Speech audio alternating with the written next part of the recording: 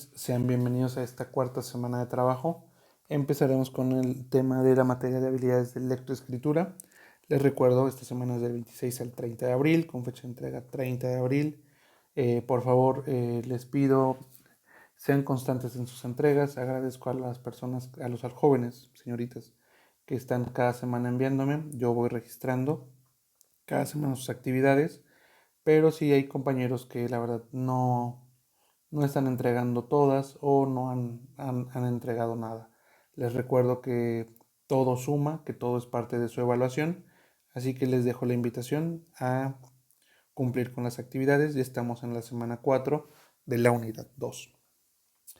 Bueno, pues esta semana vamos a hablar sobre el párrafo. El párrafo es una estructura o una unidad organizativa del texto escrito. Su función es distribuir el contenido o información global de un mensaje en segmentos más pequeños.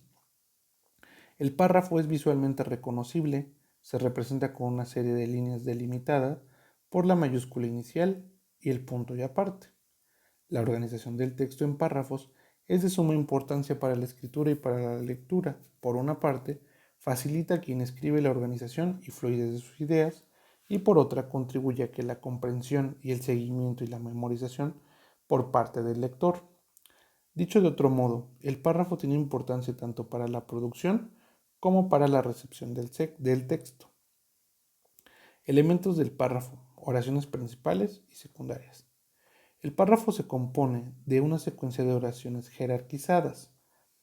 ¿Qué quiere decir jerarquizadas? Que tienen mayor a menor importancia, para desarrollar una idea o tópico fundamental. La idea fundamental suele estar contenida en una oración principal. ¿Sí? La oración principal presenta la idea fundamental del tema y las oraciones secundarias concretan, explican, justifican, reafirman, contrastan, ejemplifican, etc. Por lo general, aunque no tiene una ubicación física, la oración principal es explícita y es fácil reconocer, pero a causa de su complejidad puede ocurrir que esté contenida o implícita en dos o más oraciones del párrafo. Las ideas principales conforman un esquema que resume o condensa el tema. Las secundarias lo extienden o lo desarrollan. Lo importante en este punto es que el párrafo en sí mismo tiene sentido completo, comunica un mensaje, pero además forma parte de una unidad mayor, que es el texto completo. Por ello, no puede definirse como una serie de oraciones, sino como una estructura o entramado. El buen funcionamiento de ese entramado descansa en la coherencia y la cohesión. Y aquí va una sugerencia. ¿Qué es lo que muchos hacen cuando se les pide que hagan un resumen? Muchos dicen, pues escribo un párrafo sí y un párrafo no, un párrafo sí y un párrafo no. Y ese es un error, porque cada párrafo contiene información principal e información que sustenta esa información principal, esa idea central de ese párrafo. Lo que están haciendo al hacer eso es excluir información importante. ¿Sí? Como dice aquí, el párrafo es una parte de algo más grande, que es el texto en sí o el tema en sí. Entonces, no hagan eso. No copien un párrafo sí y un párrafo no, cuando se les pide un resumen. Continuamos. Estructura del párrafo, coherencia y cohesión. Como ya se dijo, el párrafo es una unidad de sentido. Esto ocurre cuando las oraciones que lo componen se concatenan y jerarquizan de manera lógica en torno a un mismo tópico, es decir, todas las oraciones de ese párrafo van dirigidas en un mismo sentido, con una misma idea. Conforman así un bloque o un paquete de contenido, que en este caso pues es el párrafo. La organización del contenido de cada párrafo constituye una coherencia interna o local, y esta descansa en la cohesión, que es la adecuada articulación gramatical de las palabras y de las oraciones.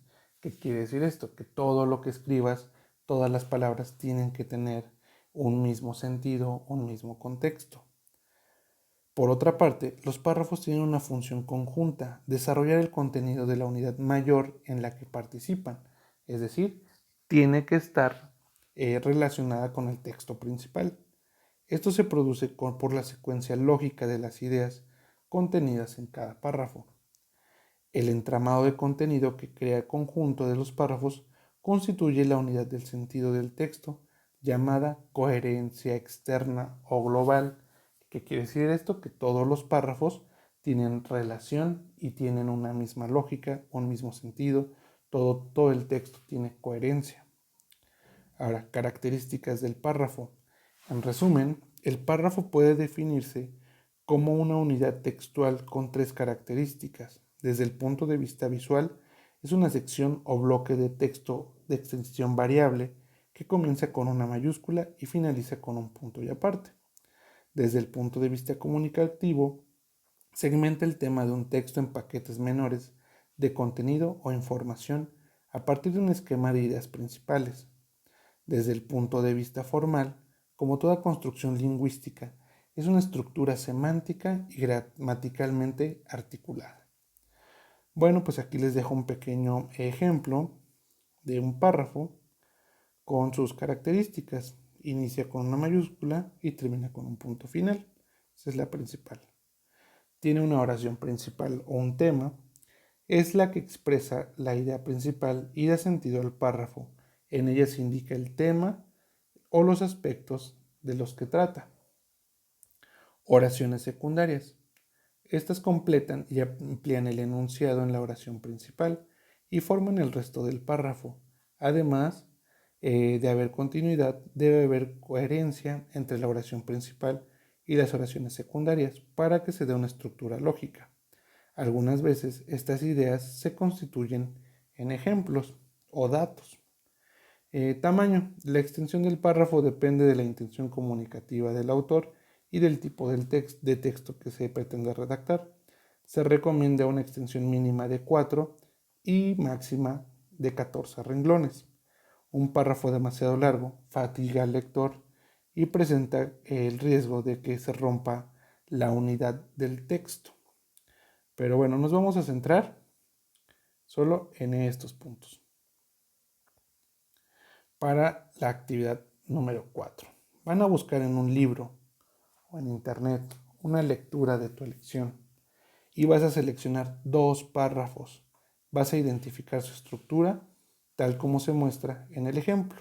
Lo único que me van a identificar es la oración principal y las oraciones secundarias, ¿sí? De estos 2 párrafos que busquen.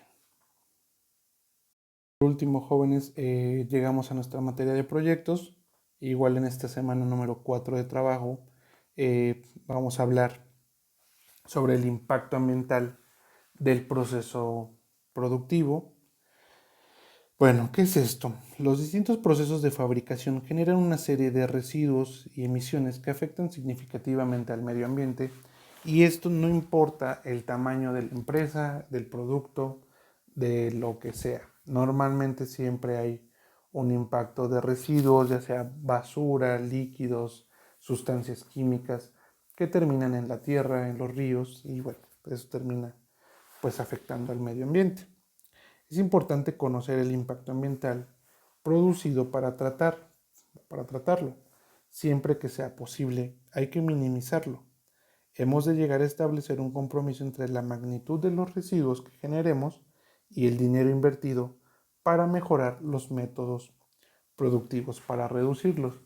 Es decir, tenemos que ver los costos-beneficios para no tener un daño ambiental y nosotros seguir teniendo, bueno, pues la elaboración de nuestro producto sin afectar tanto a nuestra economía. A pequeña escala no nos puede afectar tanto, pero conforme las empresas van creciendo, este impacto ambiental pues es mucho mayor. Ahora aquí les voy a dejar una pequeña tablita que les voy a pedir que revisen con mucho detenimiento. Por ejemplo,